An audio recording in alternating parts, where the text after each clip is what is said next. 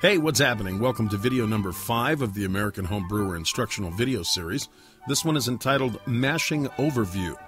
This presentation is going to help you understand the concept of mashing and how mashing plays an important role in home brewing. First, you should know that not every ingredient kit requires mashing.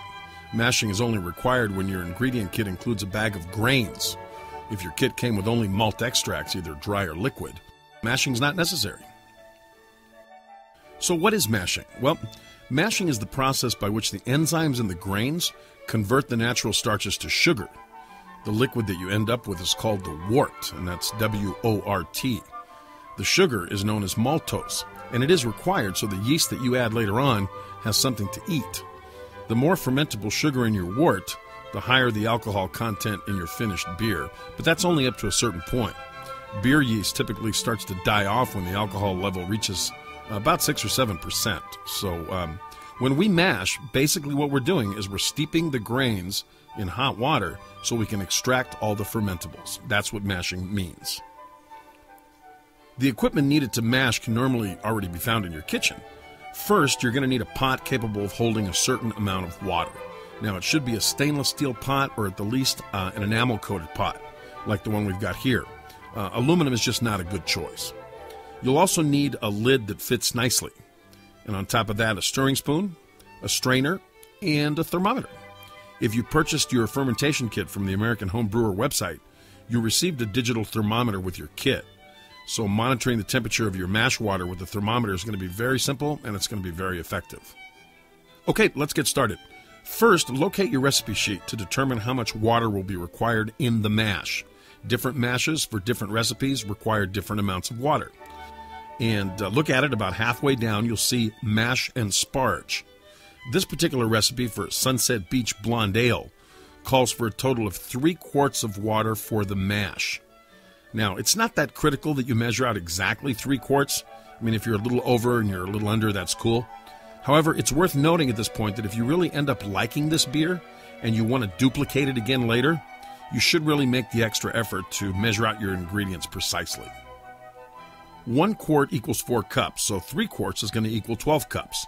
Now, you can use a measuring cup to measure out 12 cups of water at a time, but that actually gets a little tedious. So if you have a 1 quart milk or juice carton, wash it out and use it to measure a quart at a time.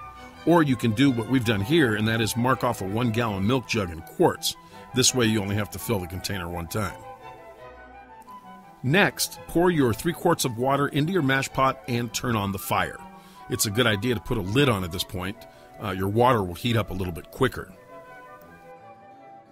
Now, while your water is heating, refer back to the recipe sheet under the mash and sparge section again, and notice the temperature listed in the far right column. This is important. This is the temperature you're shooting for to conduct your mash. So it's important that you monitor the progress of the water as it heats.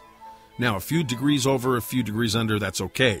However, if the water is too hot, you'll begin to extract unwanted tannins from the grain, and this could cause some off flavors in your beer later.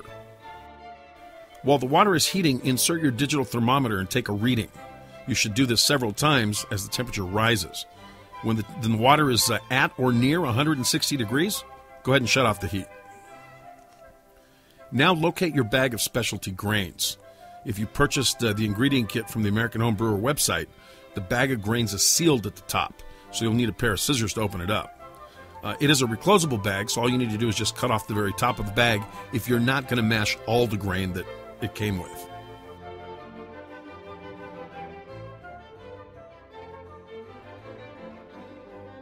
Pour the entire bag of grains into the mash pot and give it a nice stir. Now, place the lid back on the pot.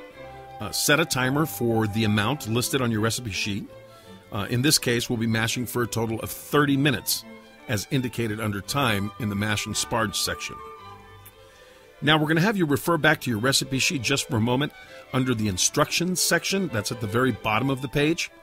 Line 4 of that section asks you to remove 8 cups of water from your brew pot when the water reaches 165 degrees.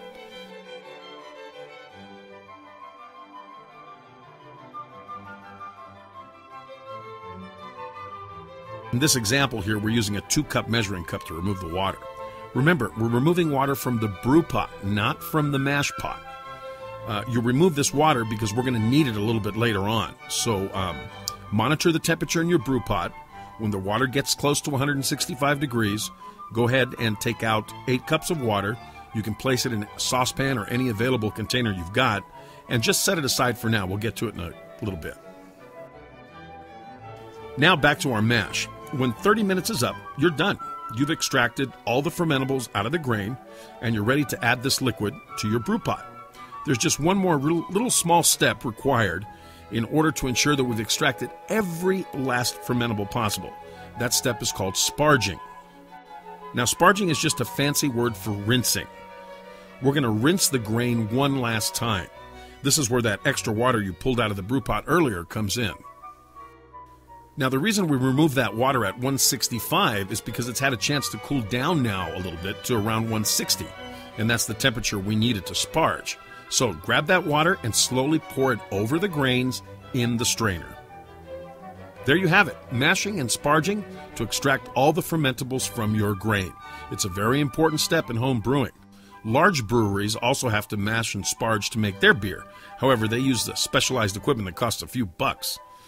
Advanced brewers, also known as all-grain brewers, who are home brewers, often make their own mashing and sparging equipment to save some dough. Well, that concludes this video on mashing, and I hope that's been helpful to you. And as always, happy brewing.